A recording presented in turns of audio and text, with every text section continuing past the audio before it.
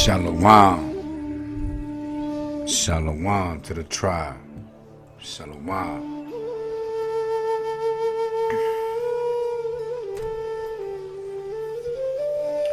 So as we headed into this ending of this chapter, we're understanding that Flavius Josephus writing this Titus campaign, and this Titus campaign is this Esus campaign. Topologies all in the mix.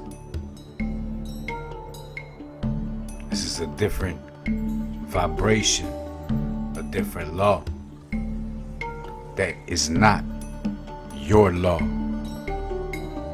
You get it?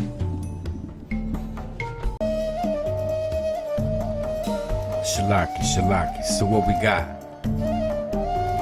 We got this Josephus body bagging this New Testament. You feel me? Body bagging. When I'm telling you, body banging,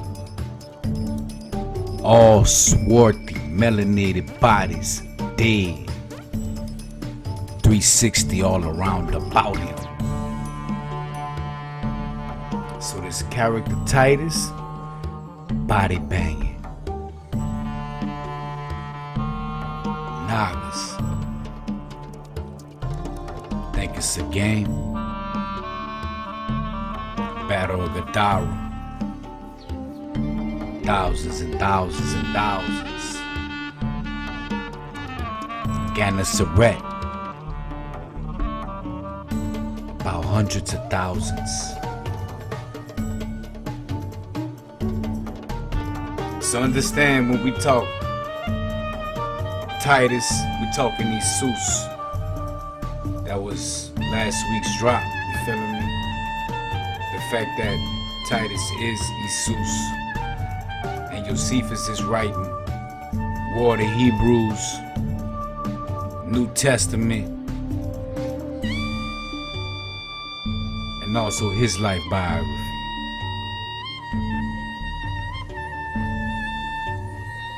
Ain't nobody said it was gonna be easy, Hasharella.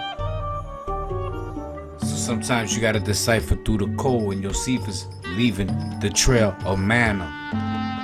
And we're gonna do what we do. We're gonna decipher.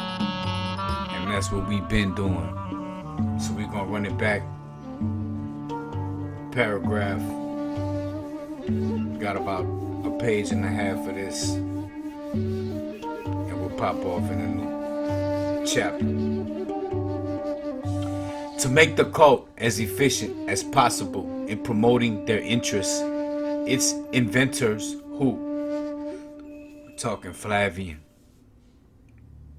Alexandrians, the Herods, had their parodic messiah advocate both pacifism and stoicism, whereby Christians would learn to subdue their rebelliousness. Who? Hebrews, son. Hebrews. That's the hijack. It's no Christians. Christianity just popped off. Like as in that day, yesterday. So how could they be Christians? Everything is duplicated, Hebrew. And find holiness in subservience. This combination of Christian theology and Roman imperial might was so effective that it kept European civilization frozen. Oh snap. Did they really say European? Or this combination of Christian theology and Roman imperial might was so effective that it kept Amari civilization frozen in place for over 1,000 years. 1,000 years. Remember, they're playing with our timelines, son. They're playing with our timeline. We got 3 drop-offs. Throughout the Dark Ages, let's get it. Dark Ages are the Middle Ages. Understand your Crusades, Hebrew. The Roman bureaucracy called the commune aside, an organization that administered the imperial cult in Asia, would probably have overseen the original implementation of Christianity. Notably, all 7 churches of Asia. Come on. 7, huh? Septima, huh? Why is 7 a big number? Churches of Asia. Notably, all 7 churches of Asia mentioned in Revelation 1:11. Alright? Understand Revelation is really the book of Daniel, the book of Esdras, the book of a bunch of priests that are compiled. You feel me?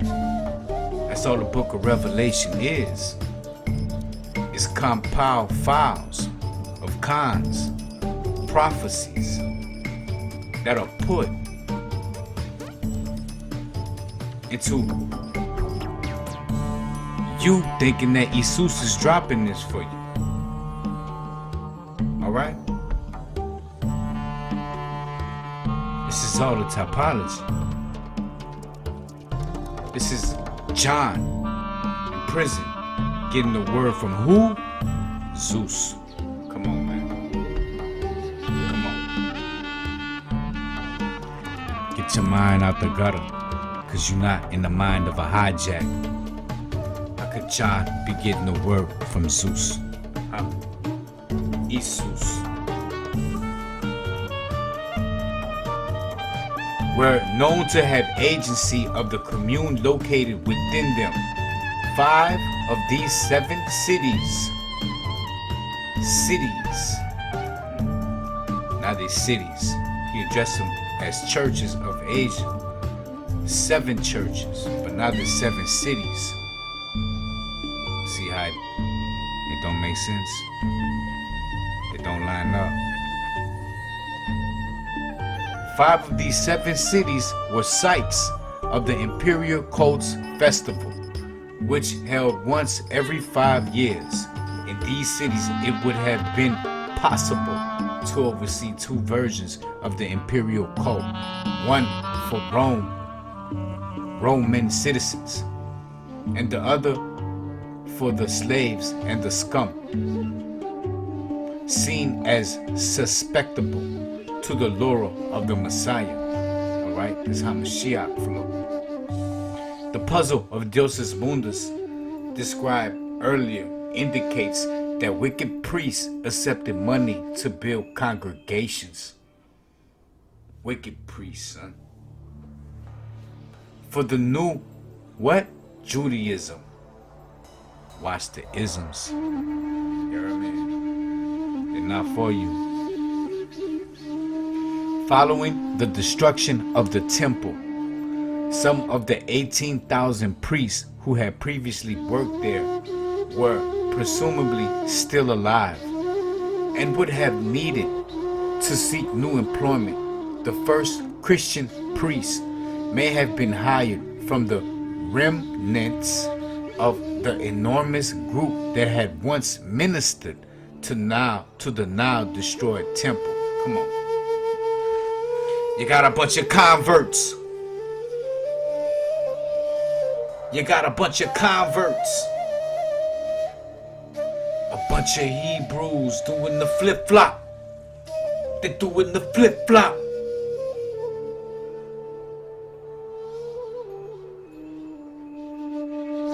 They said what? Seeking employment. You heard me? Seeking employment. Wasn't no unemployment line back in the Gap. You couldn't go get in line and say, hey man, the temple been destroyed. I need money. Nah, son. Ain't no unemployment line. So these Hebrews went against the code. And they started doing what? Ministering. They started doing what? They took up a new vibration. The first Hebrew priest, the first Christian priest may have been hired from the remnants of the enormous group that had once ministered to the now destroyed temple. Come on, man. However, these facts may be the Roman version of Judaism was introduced to the masses by some group of wicked priests who had been employed by the Flavians. But we know the Flavians already. To preach the God-spells, the God-fearing spells, a word that technically means good news of military victory. Come on. See, when I try to told you that this here New Testament is paying homage to the emperor Caesar, military campaign against Hebrews, against melanation, against you Hebrew. But don't get it twisted. It's a black on black war.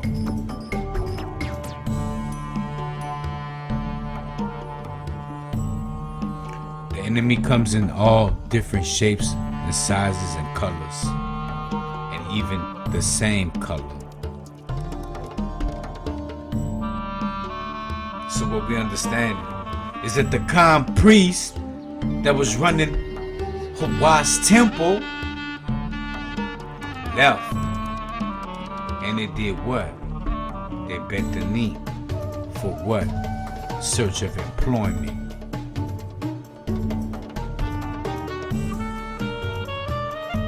Understanding the Gospels mean good news of military victory.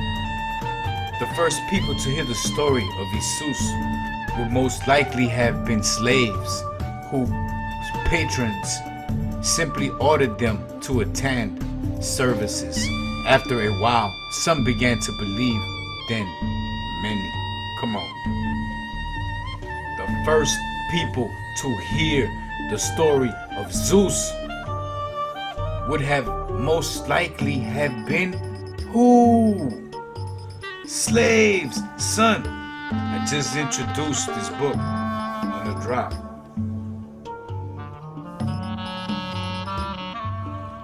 How to train your slave. How to train your Negro slave. You feeling me? And the year was 1835. And you Hebrew had no idea what religion was. You feeling me? Whose patrons simply ordered them to attend sermons.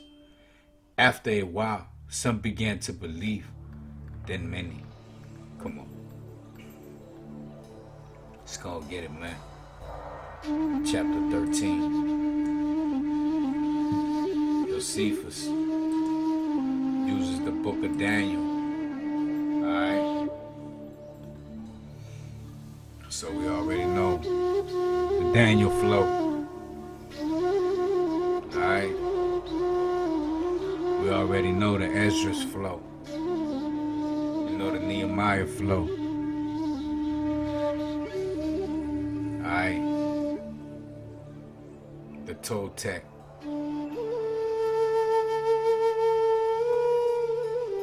So put all we know on deck. Josephus uses the book of Daniel. Thus far, I have shown the reader the parallel allegories and puzzles that lie within the New Testament Who does? Haha. This boy Josephus leaving the trail of manna. Alright? And the author of this book is popping off.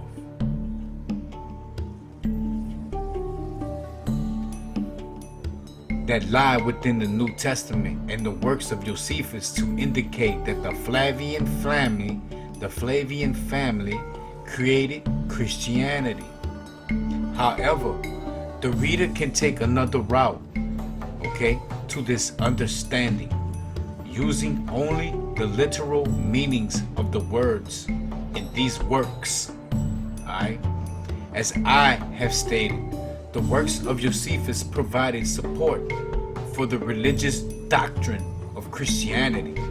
Early Christian writers held that the parallels between Esus's prophecies and Josephus' histories prove that Esus could see into the future. Because he spotted them 40 years, you heard me? He spotted them 40 years. Moreover, in addition to simply recording that Esus's prophecies had come to pass, Josephus falsifies the dates of the events that he describes in the war of the who? The Hebrews, son. He does this so that the sequence of events appear to prove. Alright? Hey look, man, when I tell you Psyop City ain't started just now, Psyop City been popping off. It's been Psyop City. So that the sequence of events appear to prove that Daniel's prophecy come to pass within the 1st century. And that Esus is the son. It's the bond of Hawa that Daniel envisioned. Come on.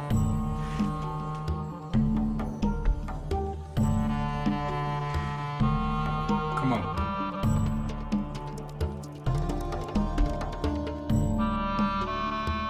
Understand what's popping off, man. It's a whole lot of beans coming out the pot. Feel me? It's a whole lot of shit that just ain't making sense right now. What you mean? You got all these people in Christianity thinking that Daniel talking about Zeus, Esus, when you ain't pick up on the breadcrumbs. You're not picking up on the breadcrumbs. Daniel didn't envision no Esus, Zeus flow.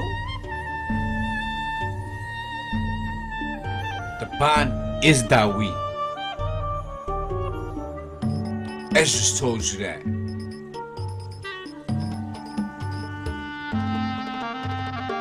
Dawi is returning. Esus told you that.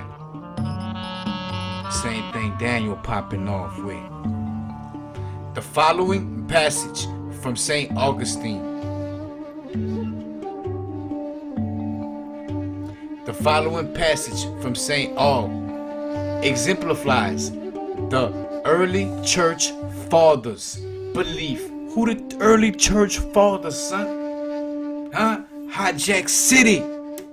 We talking Clement. We talking Antioch. And I forget the other two, but they hijack City.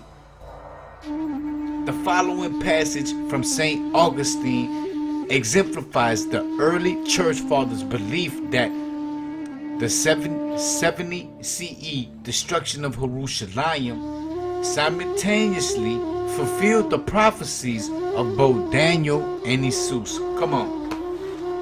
They co-signing this shit, man. They co-signing it. Josephus put it in play. He spotted Esus 40 years. Titus did the campaign. Then here come who? Here come This Esus prophesizing what already had happened. Son, let's go.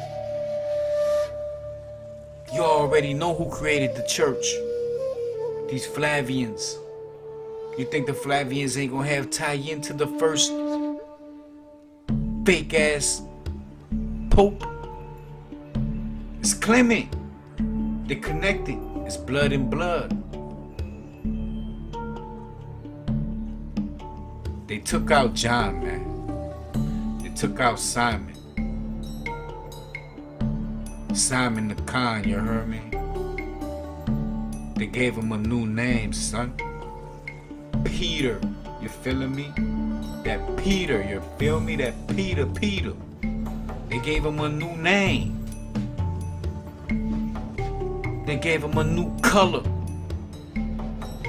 They washed him down like everything washed down. Peter is the rock.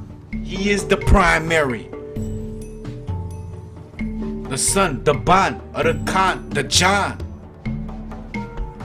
That the story goes, this is how the story flow. This is how the mem gonna go. Cause you can't stop the mem from falling on my window. You can't stop the mem. So what we got?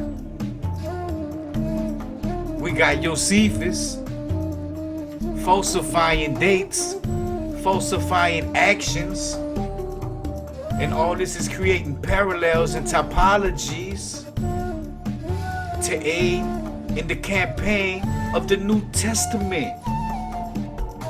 This new vibration, this new law. Ahab to the Hiram. Law is vibration, vibration is law. Take that to the grave with you. Luke to show that the abomination spoken of by Daniel will take place when Jerusalem is captured, recalls these words of the Lord in the same context.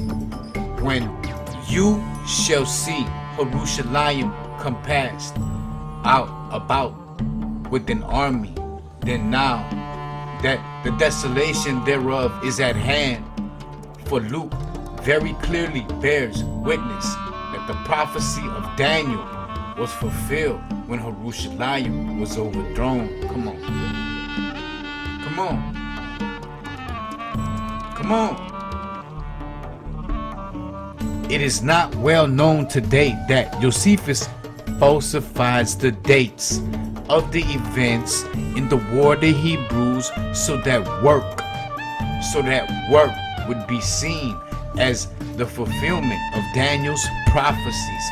This is remarkable, son, because he constantly reminds his readers that he is doing just that. Come on a consistent. Dropping breadcrumbs, you heard me, dropping manna on the floor. I'm steadily picking it up and get my heat on. I got to break bread. I got to bring the drop out. Cause you can't stop the mem from falling on my window. Now when Hawaii sending it. Now when Shekinah busting open. Now when wisdom flowing. And indeed, it so came to pass that our nation suffered these things unto Antiochus, okay, Ephesians. Remember, who's this John checking in Revelations? All these churches, all these isms. According to Daniel's vision, and what he wrote many years before they came to pass, in the very same manner, Daniel, aka Caleb, also wrote concerning the Roman government. Let's go. And that our country should be made desolate by them. All these things did this man leave in writing, as Hawa has showed them to him. Understand? Daniel and Esdras got the same drop.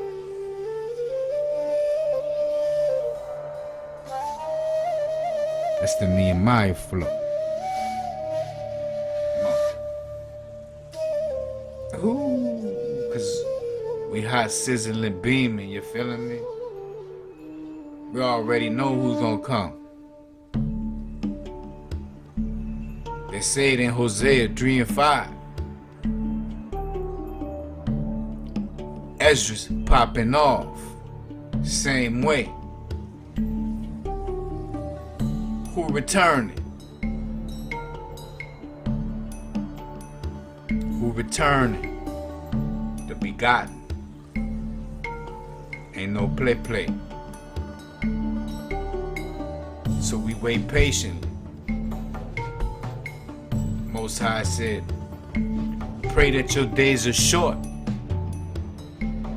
Pray that your days are short. Don't pray for your ruach to fall short.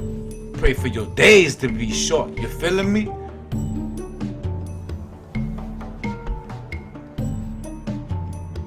The passage above could not state the proposition any more clearly. Josephus is claiming that the events he describes in his works are part of the fulfillment of Daniel's prophecy, Nehemiah, Esdras. He shares this understanding of the events with Esus. So, Shalaki, who also believed that Daniel's prophecies foresaw the 70 destruction of Jerusalem. Daniel's prophecies foresaw events that spanned 5 centuries. They predicted that toward the end of this time period, a Messiah who would be a son of Hawa, begotten, would appear and then be cut off. This cutting off of the Messiah is then flawed by the destruction of Jerusalem. Ain't the bond get cut off? What happened to the Prestus, man? What happened to the Prestus? See, Prestus ain't born, Prestus is remembered. Dragons ain't born, dragons is remembered.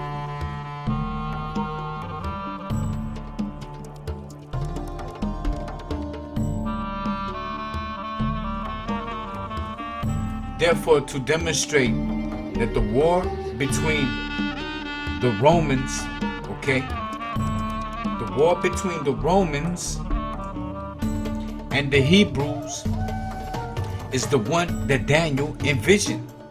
Josephus begins to align his history with Daniel's prophecies many years before the events of the first century.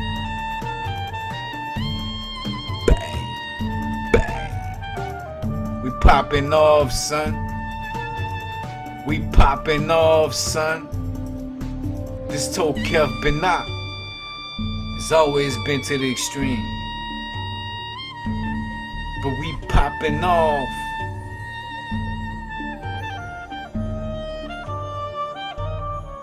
The Sakari 10 toes down. Romani 10 toes down. Rome coming to take over. Rome posted up like they Sakari with daggers. Perpetrating, you feel me? Always trying to take a Naga swagger.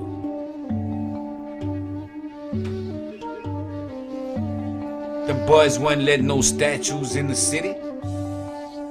Man, you had to kill a Sakari, you had to kill a Romani before they let you put an idol in Jerusalem, son. Now take a look around you. What's all around you? Nothing but clay covered in silver and gold. Copper. Idols. So, you getting it.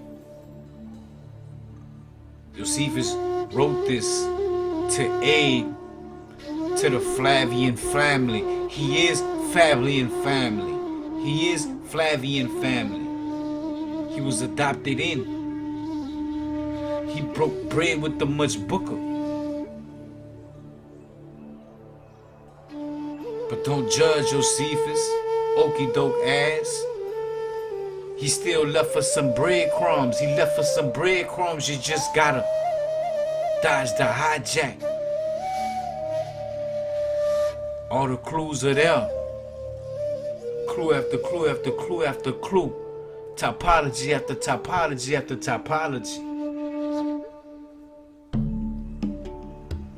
Let's get it again. Therefore, to demonstrate that the war between the Romans and the Hebrews is one that Daniel envisioned, Josephus begins to align his history with Daniel's prophecy many years before the events of the first century. Josephus begins War of the Hebrews with a passage that describes Antioch, Ephesians' assault on Jerusalem. Come on. Which occurred approximately 200 years before the birth of who? This so-called Messiah, Christ. Josephus clearly indicates that the assault was an event on Daniel's prophetic continuum, specifically the desolation Daniel predicts in Daniel 7:13, 8, 12. He does this by using a phrase found only in the book of Daniel and ending in the daily sacrifice. Ending of the daily sacrifice. Shalaki. By documenting the amount of time during which the daily sacrifice was halted. 3 years and 6 months. By using these phrases, Josephus is flatly stating that Daniel's prophecies are coming to pass. This position cannot be disputed because Josephus himself writes the passage above that our nation suffered these things unto Antiochus, Ephesians, according to Daniel's vision. Come on. Come on. You hearing it?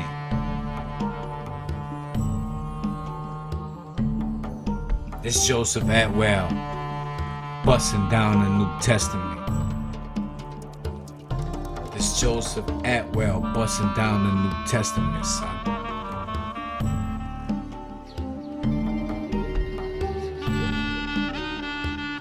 Let this author tell it. This Esus character ain't never lived. This Esus character is a figment of the imagination. It's Christ business. It's Christ business.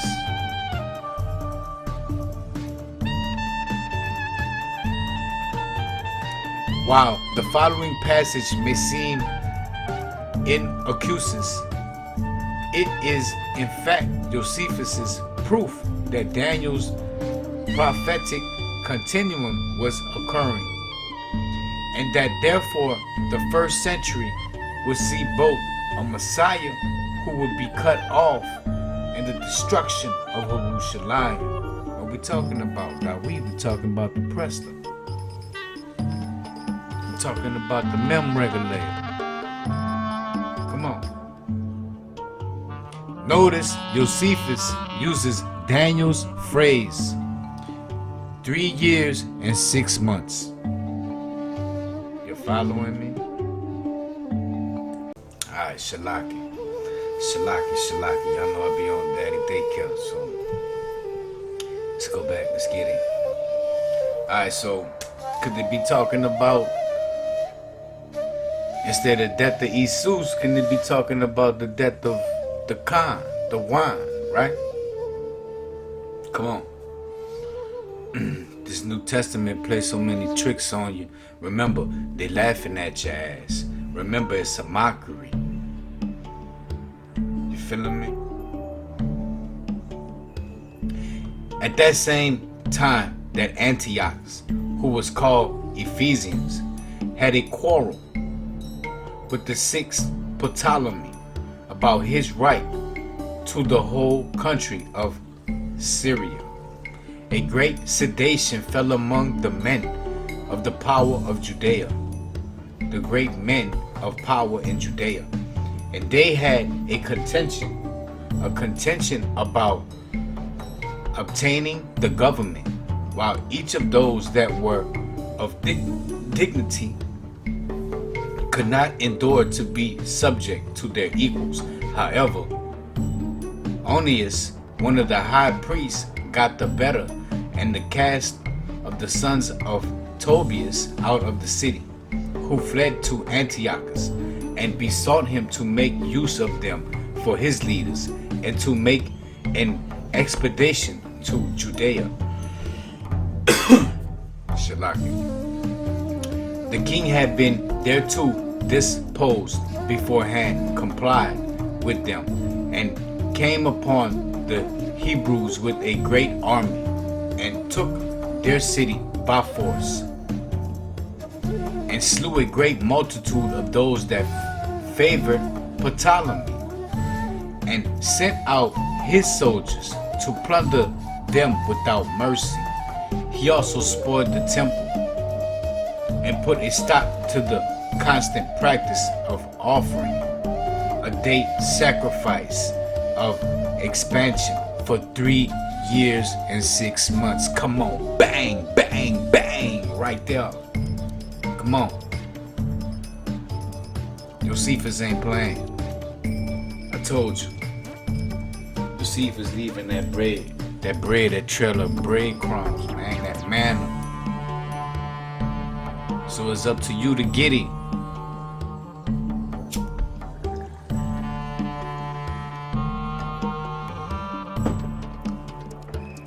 Even though he doing what he doing, he's still breaking you off, manna, letting you know that this shit can't be. This shit too impossible. Check it out.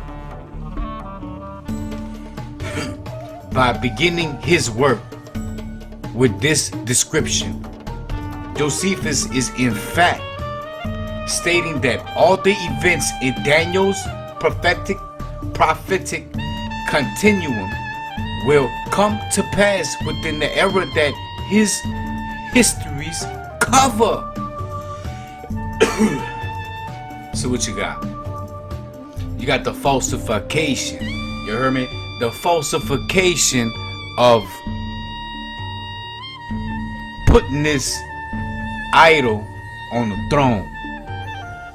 On the throne, son. I mean, just think about it, man. Dude on the cross. Dude on the cross. It's like, what you love more, the cross or the Most High? I know what the cross represent. I know what the tile is. But what you ahab more? Do you ahab the shape of the cross? And blasphemy when you got Zeus on it, he's Zeus on it.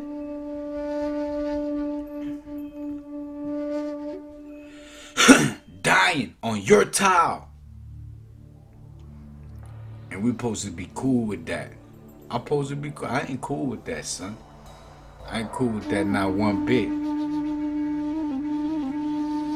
I don't mind when somebody had a towel around them, but you know, once you start infiltrating this Roman blood into this son of man, this Titus, dying on your towel, now we got problems. Now we got problems because too many Nagas died on this campaign. Too many. Too many for Black Lives Matter not to even register.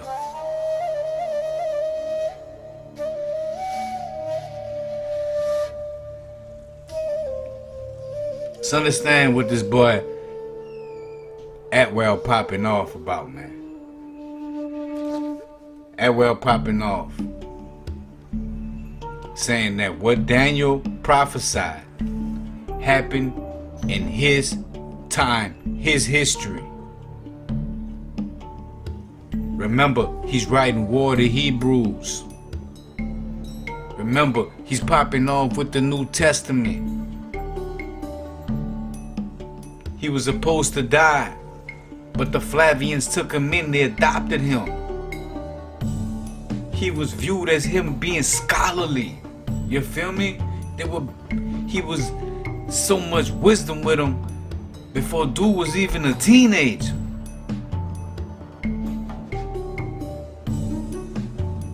You got a whole lot of things popping off, man.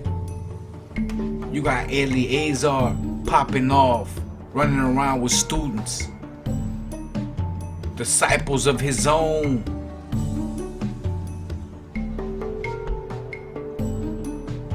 Young Romani boys, Sakari boys, popping off. And all you can tell me, Hebrew, is the story of Esus and how he shed his blood for the lives of everybody. I got news for your son. What hijack dumbass gonna tell you that dumbass shit? You think somebody shed their blood for you, my nigga? For you? While we still shedding tears out here. When David come, David gonna come. When the frequency come, it's gonna come.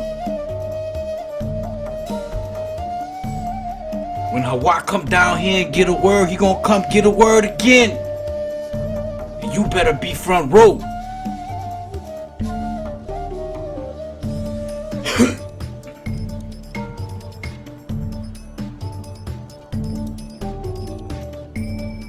Understanding what he's saying, man. Falsifying events, falsifying data, falsifying dates. Alright?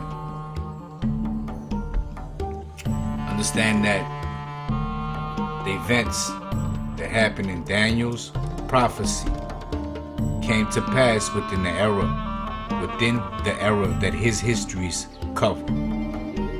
This is because once one links an event to a point on Daniel's continuum,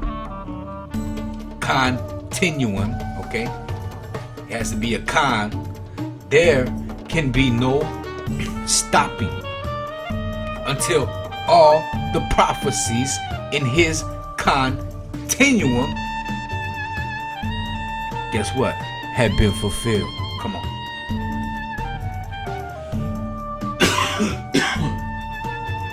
Shalak. You see it? You see it? The cutting off of the Messiah that Daniel predicted. Alright, this Messiah flows, this Hamashiach flow. Alright, you already know. Cutting off the Messiah, the Hamashiach that Daniel predicted is one of these events.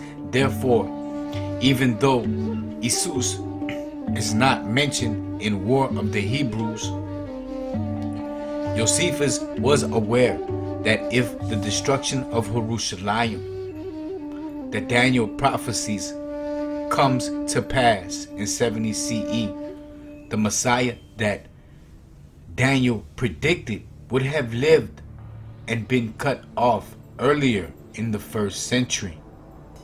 Josephus is in fact providing support for the claim that Esus existed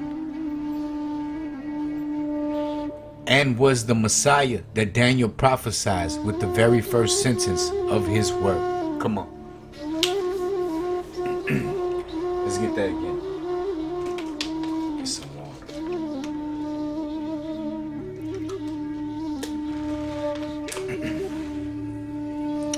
Josephus is in fact providing support for the claim that Esus existed. Who is Josephus, a Flavian, his damn self. Remember, how he wrote it and what he wrote covers Daniel's prophecies. Psyop City in this New Testament, as we dig and we dig and we dig deeper.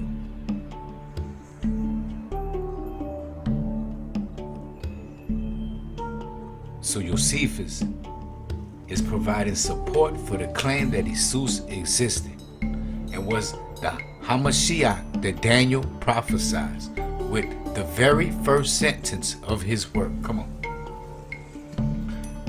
You know, they gotta drill it in. They gotta drill it into you. After establishing the continuum of Daniel's prophecies with Antioch's, Ephesians, assault on Jerusalem, Josephus then records that the 70 CE destruction of Jerusalem brings Daniel's prophecies to a close. He does this by documenting once again that the time sequences between the related events during the war match the conclusion of Daniel's vision, and by using terms found only in the book of Daniel. Come on. It's Caleb flow. The reader will notice that in none of the examples I present does Josephus try to portray certain events as occurring at precise dates. There was no system in the first century to precisely determine dates to which Daniel's prophecies could be aligned. In any case, Daniel's prophecies are so vague as to defy temporary specificity. The only certainties regarding them is that he uses the word week to refer to a 7-year, not a 7-day period, and that his visions encompass a 490-year span. Josephus guides his readers to reach his intended conclusions by using words and phrases such as desolation and ending of the daily sacrifice, which he expects the reader to be familiar with from Daniel, and more concretely by simply stating that Daniel's prophecies were coming to pass. Moreover, Josephus also dates events within his history in precise time spans relative to one another. See? Relative to one another, creating the impression that they were part of Daniel's prophecies. Josephus recorded that the related events were either 3.5 years or half a week, or 7 years, a week apart. The length of the war was 7 years, and the ending of the daily sacrifice was 3.5 years from its beginnings. Bear in mind that Josephus was not merely inventing a religion, he was also inventing a time sequence within which the religion is contained. None of the first century chronologically, we orient ourselves by today existed until the authors of the works of Josephus created it, because it was literally creating both history and time. Come on. Josephus was free to place events in relation to one another any way he chose.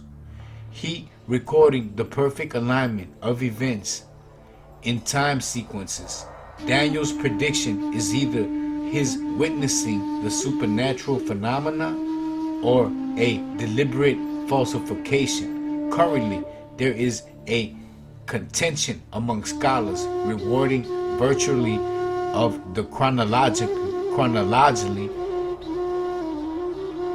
Josephus gives in War of the Hebrews. For example, Josephus gives a later date than Situnus and Dio for when Vespasian began to prepare for the civil war in Rome that led to his becoming emperor. It is probable that Josephus did this to provide support for the Flavian claim that Vespasian was not anxious to become emperor. This shaping off time of Josephus create Flavian propaganda is exactly the same technique he used to create the alignment between the Flavian campaign in Judea, all right, in Utah, and the prophecies of Daniel.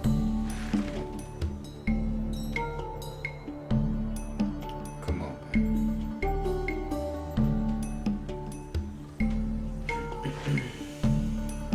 So you getting it? You understand it? It's not just one accusation, not two accusations. I'm trying to tell you, man.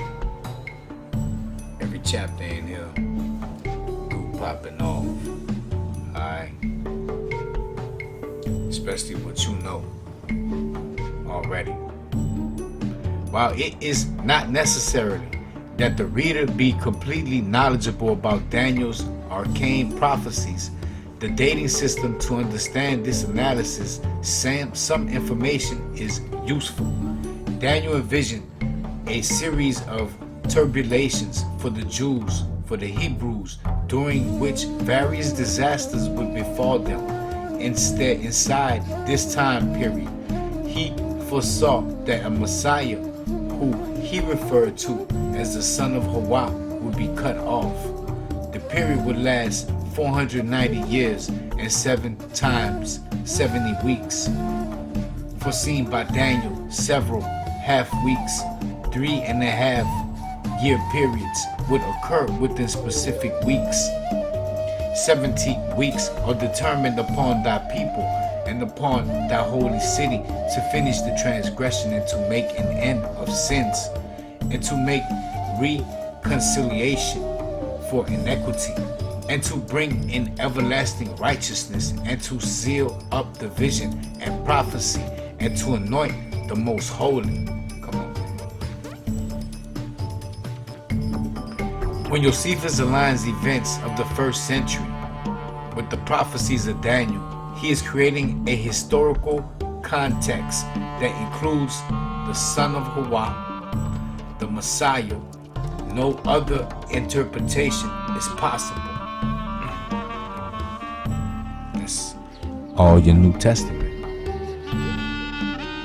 That's straight your New Testament, you feeling me? Ain't no ifs, ands, buts about it.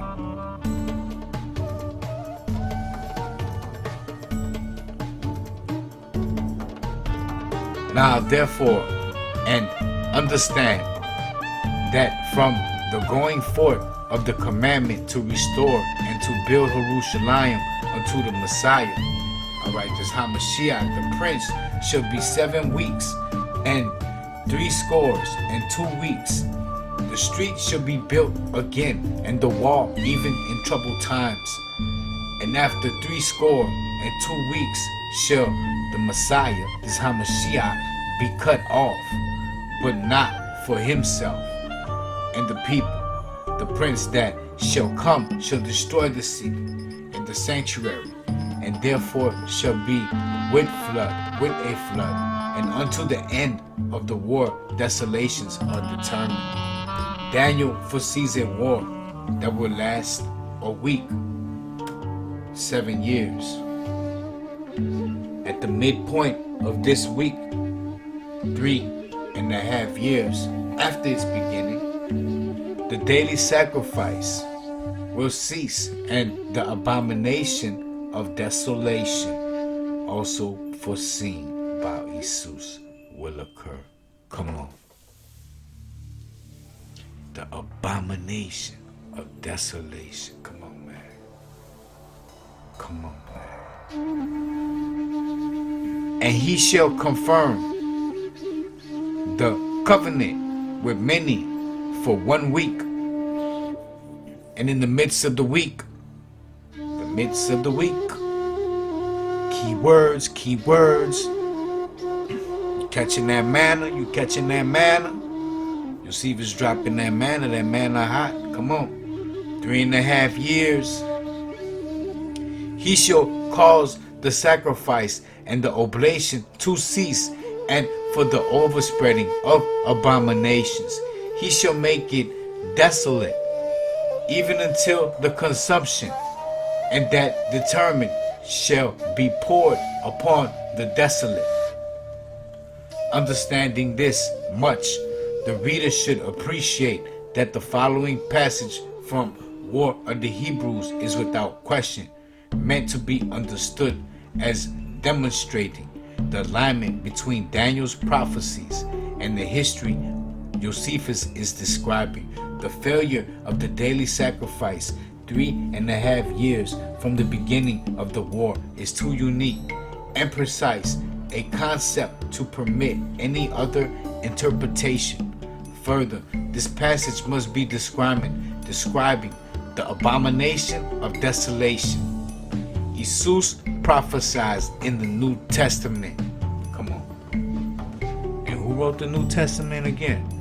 And who's popping off about the abomination of desolation? Esus.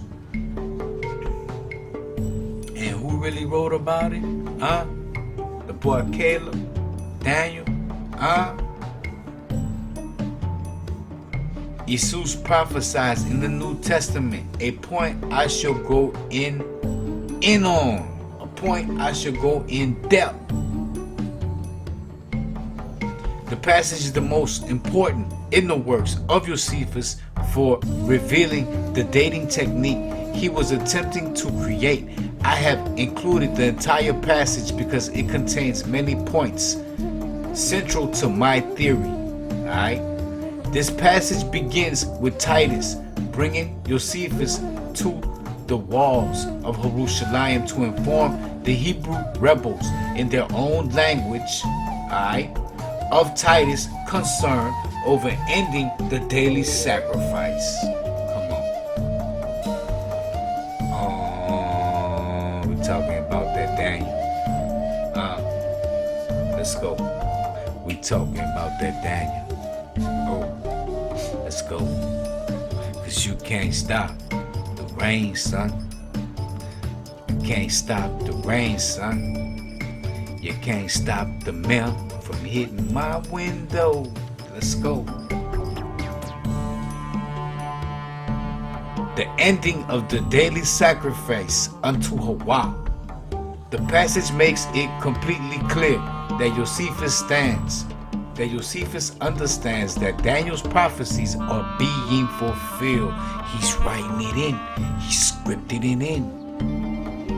How you go get that pharmaceutical? That script. He scripted in, you heard me? He scripted in. Like it's hot. He scripted that thing in. Got all these boys front row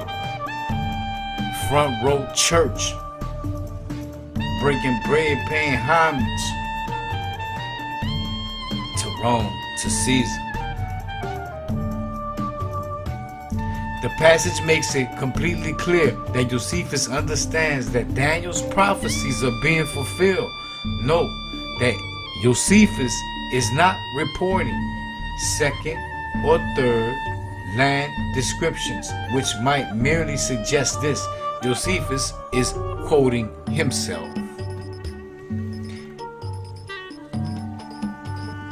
And now Titus gave orders to his soldiers that were with him to dig up the foundations of the tower of Anatolia and make him a ready passage for his army to come up, while he himself had Josephus brought to him.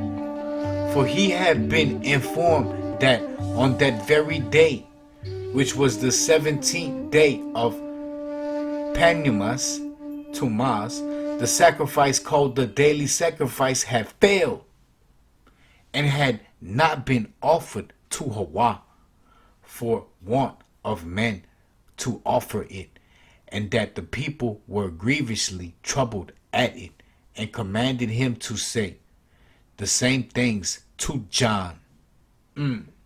Ooh! You're bringing up the con. You're bringing up the con.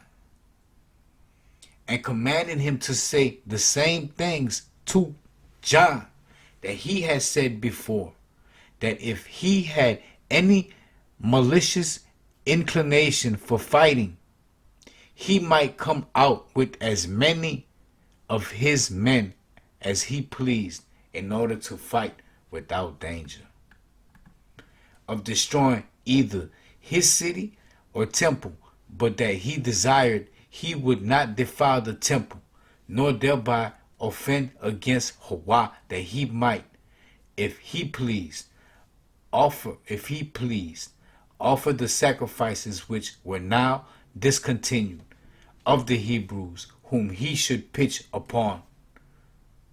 Upon this Josephus stood in such a place where he might be heard, not by John, not by the Khan, but by many more, and then declared to them what Caesar had given him in charge, and this in the Hebrew language. So he earnestly prayed them to spare their own city, and to prevent that fire which was just ready to seize upon the temple, and to offer their usual sacrifices to Hawa therein. At these words of his, great sadness and silence were observed among the people. But the tyrant himself cast many reproaches upon Josephus, with imprecations besides, and at last added this withal, that he did never fear and taking the city, because it was Hawa's own city, to answer to which Josephus said thus with a loud voice, to be sure thou hast kept his city wonderfully pure for Hawa's sake. The temple also continues entirely unpolluted, nor has you been given guilty of all impiety against him whose assistance you hopest. He still receives his accustomed sacrifices. Veil wretch that thou art, vile wretch that you are. If any one should deprive thee of thy daily food, you wouldst esteem him to be an enemy to thee, but you helpest to have that Hawa for thy supporter in his wisdom. Thou hast deprived of his everlasting worship, and you imputest those sins to the Romans, who to this very time take care to have our laws observed, and almost compel these sacrifices to be still offered to Hawa, which have by thy means been intermitted. Who is there that can avoid groans and lamentations at the amazing change that is made in this city, since very foreigners and enemies do not correct that impiety which thou hast occasioned, while thou who art a Jew, with educated in our laws, are become a greater enemy to them than the others. Josephus is attempting at this point in the passage to twist Judaism against itself.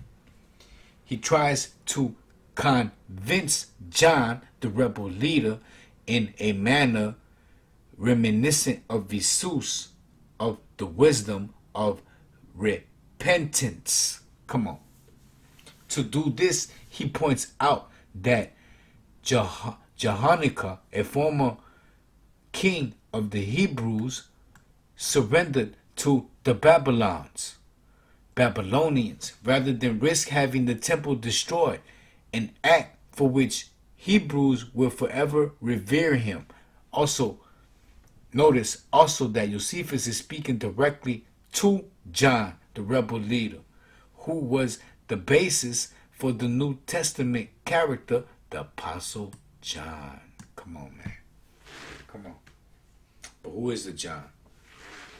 When we talk John, we already know we're talking Presbyterian. We already know. Alright. Understand your con was in the mix, man. Understand your con was in the mix, man. Your con was addressing these Ephesians. You feeling me? It's right here in play. We getting it. This Antiochs. He wrote these letters, man. Chin checking. Understand your first crusades, son. Understand your first crusades. In the act for which Hebrews will forever revere him. Notice also that Josephus is speaking directly to John, the rebel leader, who was the basis for the New Testament character, the Apostle John, my nigga. Straight up.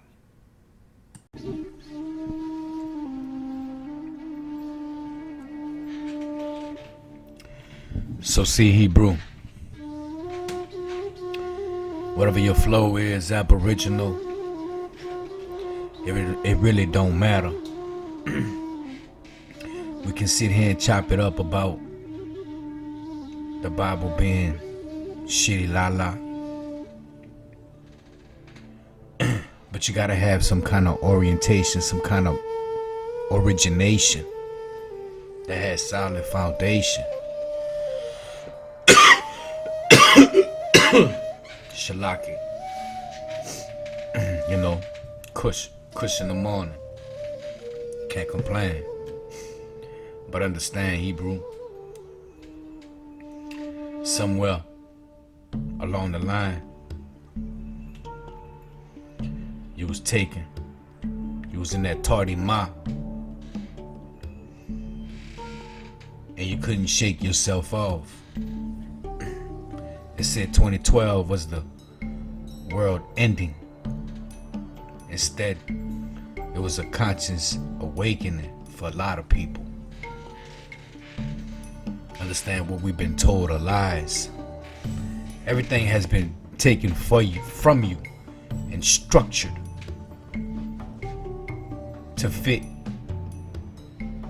its character, Esus.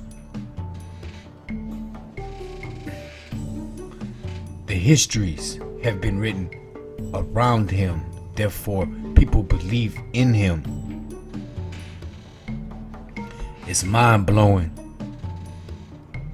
how someone could sit here and strategize and put this strategic plan together, all to control you, Hebrew, so you will lose connection of your power. They turn around and give you Johnny the Bap. We've been peeping Johnny the Bap. That's about 3 years now. Johnny the Bap. What they came over here for? They came over here for the fountain. They came over here because they were escaping death, man. They had the Black Plague popping off. They came here for life. And in doing so, you was given this new vibration.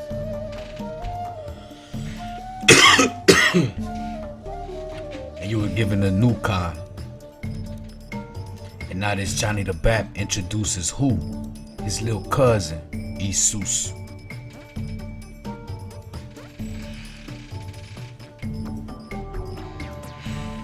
The rebel leader, John, who was the basis for the New Testament character, Apostle John. We talking about, man, leader of the Sakari. We're talking Romani boys. We're talking Simon. We're talking the rock which the church was founded on. Jesus gives all homage to who? He gives all glory to Peter. aka Simon, the Rock. Oh, you ain't know? But then, check it. All your apostles are martyred, damn near. They're killed. They're martyred off. What easier way to write an ending of a story?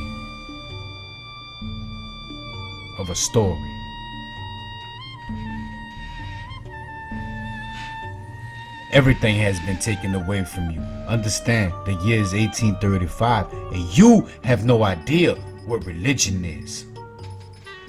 So you're being trained. Religious instructions of the Negroes. This ain't no play. This ain't no play. Now you have a new God. Now you're blaspheming under the sun. Because you forgot who the real bond was. Josephus, in fact, is using the Hebrews' own religious convictions to bring them to surrender. You feeling me? Or as Esus would say, turn the other cheek. Come on. Turn the other cheek, really? But still, John, it is never dishonorable to repent, Shalaki, and amend what had been done amiss, even at the last extremity. Thou hast an instance before thee in Jeconiah, the king of the Hebrews. If you has a mind to save the city, who when the king of Babylon made war against him, did his own accord go out of this city before it was taken, and did undergo the voluntary captivity with his family, that the sanctuary might not be delivered up to the enemy, and that he might not see the house of Hawa set on fire, on which account he is celebrated among the Hebrews in their sacred memorials, and his memory is become immortal. Come on. And will be conveyed fresh down to our posterity through all ages. This, John, is an excellent example in such a time of danger. Come on now. And I dare venture to promise that the Romans shall still forgive thee, and take notice that I, who make this extortion to thee, am one of thy own nation. I, who am a Hebrew, do make this promise to thee, and it will become you to consider who I am that give thee this counsel, and whence I derived, for while I am alive, I shall never be in such slavery as to forego my own kindred, or forget the laws of our forefathers. Come on. The boy say, never surrender. Never forget the vibration. Thou hast indignation at me again, and makest a clamor at me, and reproachest me. Indeed, I cannot deny, but I am worthy of worse treatment than all this amounts to because its opposition to fate. I make this kind invention to thee, and endeavor to force deliverance upon those whom Hawa has condemned. And who is there that does not know what the writings of the ancient prophets contain in them, and particularly that oracle which is just now going to be fulfilled? Come on now. Upon this miserable city, For they foretold that this city would be taken when somebody should begin the slaughter of his own countrymen. And are not both the city and the entire temple now full of dead bodies of your countrymen? It is Hawa. Therefore, it is Hawa himself who is bringing on this fire to purge that city and temple by means of the Romans, and is going to pluck up this city which is full of your pollutions. Bang, bang. Come on. Returning to my analysis of Josephus's use of the book of Daniel, I have included Winston's 2 footnotes to the passages above. As the footnotes show, Winston's understood the relationship between Daniel's prophecies and Josephus' dating of the events of the Hebrew War. A devout Christian, he accepted that Josephus was faithfully recording supernatural occurrences. Come on. A devout Christian, he accepted that Josephus was faithfully recording supernatural occurrences. In the first footnote below, Winston recognizes that the siege of Jerusalem began exactly 3 years and a half after Vespasian began the war. Come on now. The time span shows that Daniel's prophecy, in the midst of the week he shall cause the sacrifice and the oblation to cease, had come to pass. This was either, as Winston believed, an example of Josephus witnessing of the supernatural, or, as I prefer, an example of his deliberate falsification of history to create the impression that Daniel had envisioned the 70 CE destruction of Jerusalem. Come on. This was remarkable. The day indeed, the 17th of Penarius Tammuz, 70 AD, when, according to Daniel's prediction, 606 years before the Romans, in half a week, caused the sacrifice and oblation to cease. Daniel 9:27. For from the month of February, AD 66, about which time Vespasian entered on this war, to this very time, was just 3 years and a half. Come on, man. Winston's second footnote is even more remarkable when it is Winston comes to show the exact conclusion that Josephus intended, since Winston could not consider the possibility of a non-supernatural explanation for what he read in Josephus. He concludes that Hawa was aligned with the Romans, that the Hebrews were wicked, and that Esus and Daniel shared the same prophetic vision. Okay. So, we know why we're here. We know why we are where we are. So Hawa aligned with other legions? Of course he does. He's the Almighty. When you ain't right, you gotta be chastised. Alright? So what happened? You weren't right. Who come in? Do what they do. What you got? You got the Romans popping off. Were all Hebrews wicked? Nah. And this term wicked, you know, don't necessarily mean that just because you was out of code one time or out of vibration, you know, as to whether lying, stealing, or adultery, whatever it is, that don't necessarily make you wicked, man.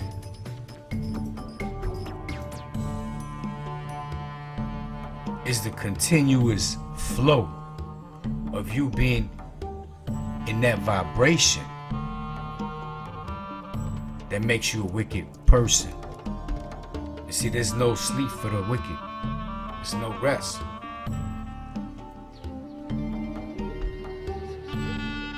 Now, were all Hebrews wicked? Nah, that wasn't the case. You had diehard Sakari, you had diehards that was upholding the law.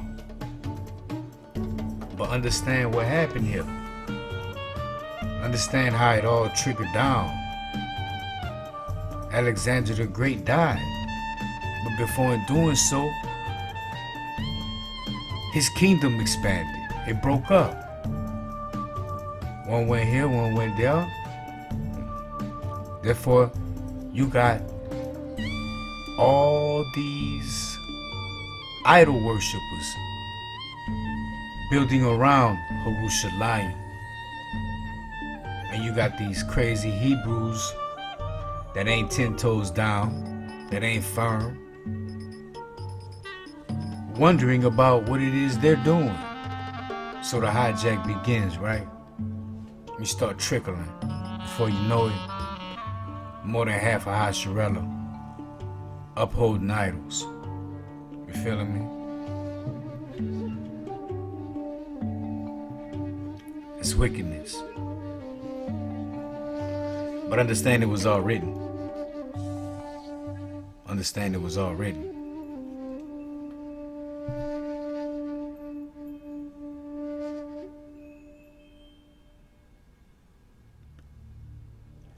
Of this oracle, Josephus both here and in many places elsewhere speaks so that it is most evident he was fully satisfied that Hawa was on the Roman side and made use of them now for the destruction of that wicked nation of the Hebrews, which was for certain the true state of this matter, as the prophet Daniel first and our Savior himself afterwards had clearly foretold. Come on. They had to script it in. If we accept that Josephus has recorded above as true, then the prophet foreseen by Daniel can only have been Esus. Only have been.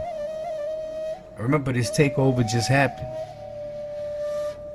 Likewise, Esus' doomsday prophecies must have foreseen 70 CE destruction of Jerusalem, because it is the only destruction of Jerusalem that Daniel's prophet could have envisioned had he lived in the first century. Further, cinching the knot of logic is the fact that it would have been impossible for Josephus to record this perfect manifestation of Daniel's vision had it not in fact come to pass in the war of the Hebrews. Josephus recorded history to demonstrate that Daniel's prophecies came to pass in 70 CE. Josephus goes overboard to make certain that his readers come to this conclusion. This was one of the primary reasons the first Christians believed in Esus' divinity.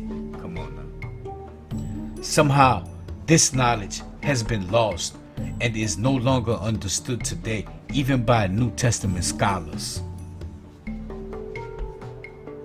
It's crazy out here.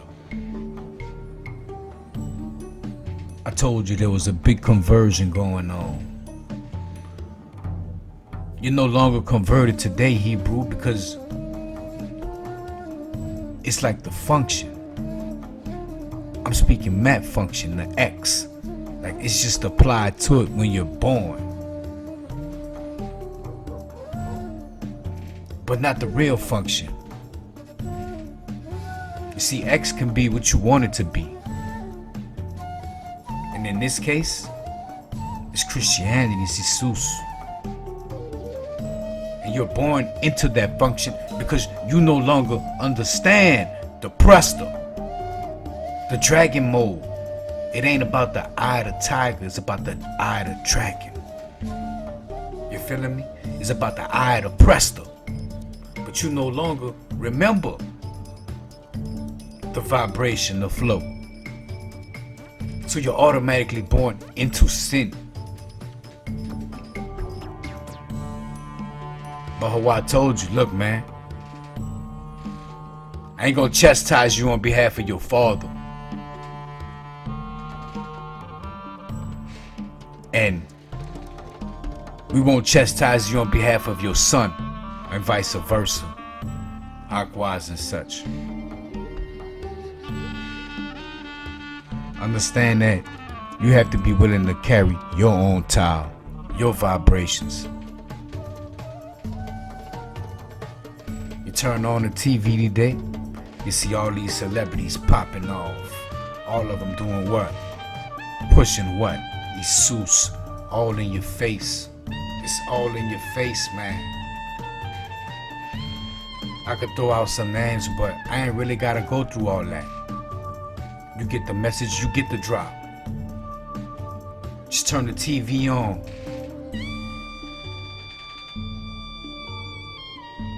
If it ain't the almighty dollar they praising, they praising Esus. And these the same characters. You feeling me? I'm staying in my lane right now. Cause y'all know me, y'all know I pop off. These the same characters that's telling you to go get the jab. You feeling me?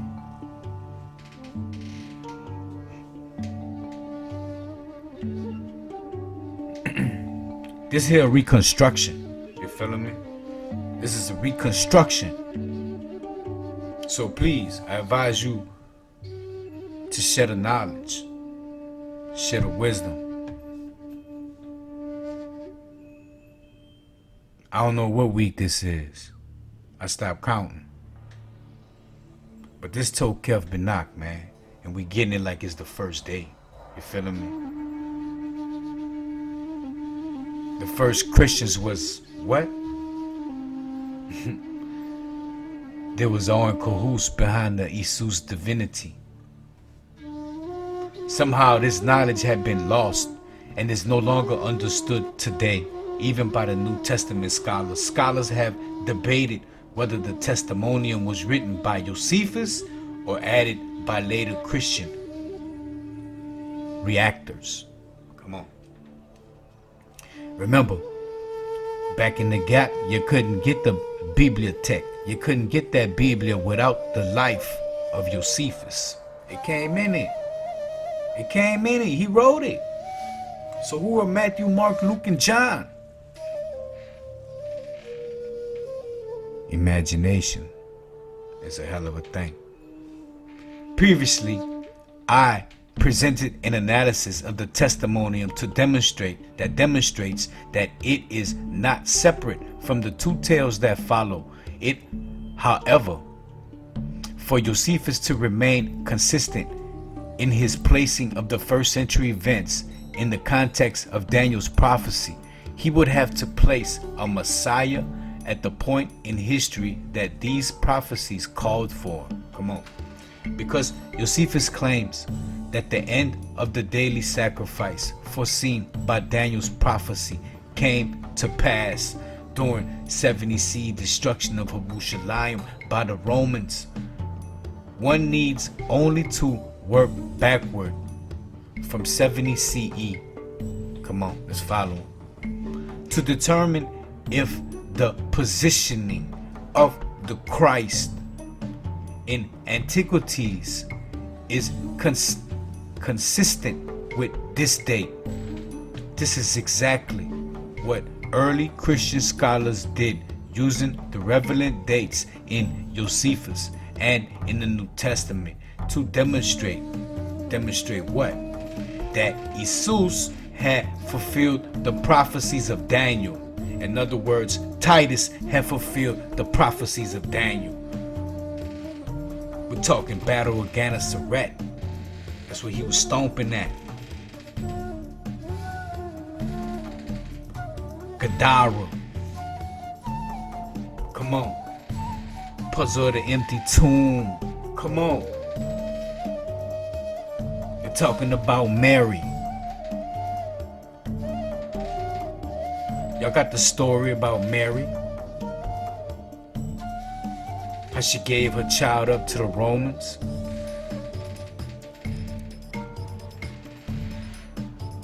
We're talking about a bunch of prophecies that was prophesied during this time, in Esus's time. Why? Because Josephus scripted in. Take no doubt about it, boy. Josephus was a cold-hearted individual. He did what he had to do. You ask that boy, he'll tell you he lived a hell of a life. That's what he quotes.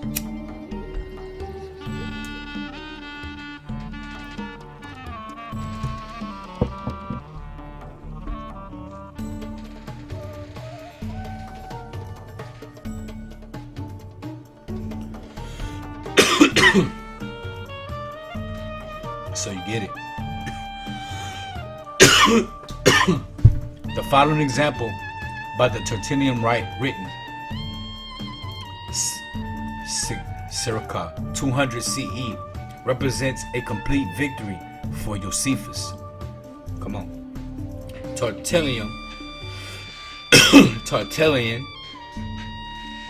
Tart, you already know. You're talking Tartary, you're talking Swarthy. Tertullian has completely adopted Josephus' perspective and arranged history. Who did? The Tartars, the Tartaries. We're talking Swarthy. I'm trying to tell you, everything was black. Everything was melanated. Everything was copper colored. Even the Romans that came in. If you got a hard time accepting that, then you're gonna have a hard time trying to take this in. Tertullian has completely adopted Josephus' perspective and arranged history to show that Daniel arranged history, falsified, scripted, topology. And I'm talking one after another after another.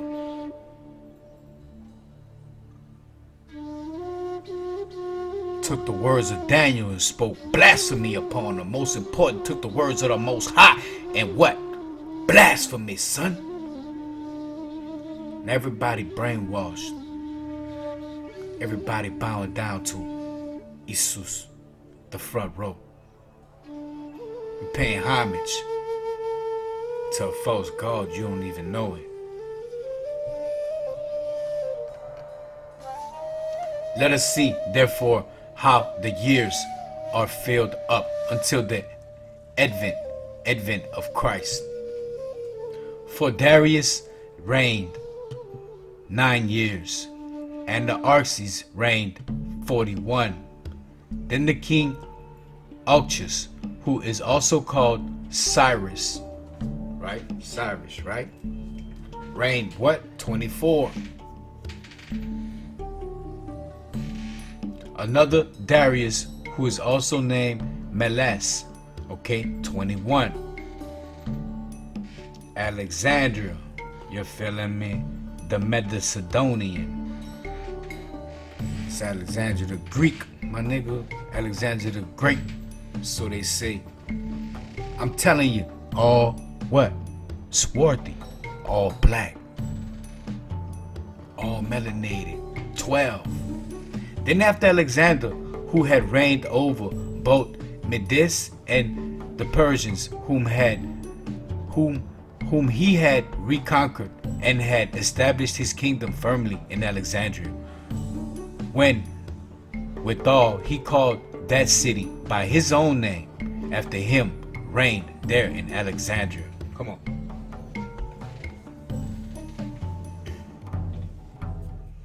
You gotta understand what's popping off right now with the Hebrews too.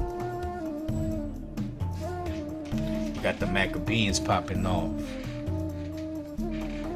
Soter, 35, to whom succeeds Philadelphia's reigning, okay, 38 years. To succeed Euergetes, 25, then Philopater 17, Ephesians 24, and another Eurygates 29, and another Soter. This is families, my nigga. This is families. This is all melanation. 38 years, Ptolemy. 37, Cleopatra. 20. Yet again, Cleopatra reigned jointly with Augustus. Years 13. After Cleopatra, Augustus reigned another 43. For all the years of the emperor of Augustus were 56. Let us see moreover how the 41st year of the emperor of Augustus, when he has been reigned for X years, X amount of years, and after the death of Cleopatra, the Christ is born. The Christ is born. Not your Kisakotu, right? It's hijacked. And saying Augustus survived after Christ is born years, and the remaining times of the years to the day of the birth of the Christ will bring us to the X amount of first years, XL amount first year, XL first year, Shalaki, which is the XX and V of Augustus after the death of Cleopatra. There are then made up, okay, C times X, and VI years, V months, whence are filled up, okay, and in a half, which make up a certain amount of years on the day of the birth of Christ. And then righteousness eternal was manifested, and the Holy One of holy ones was anointed. Who was anointed, my nigga? Who was anointed? Who was anointed? Who was anointed? Who was anointed? Sealed with the vision and prophet. Who was anointed?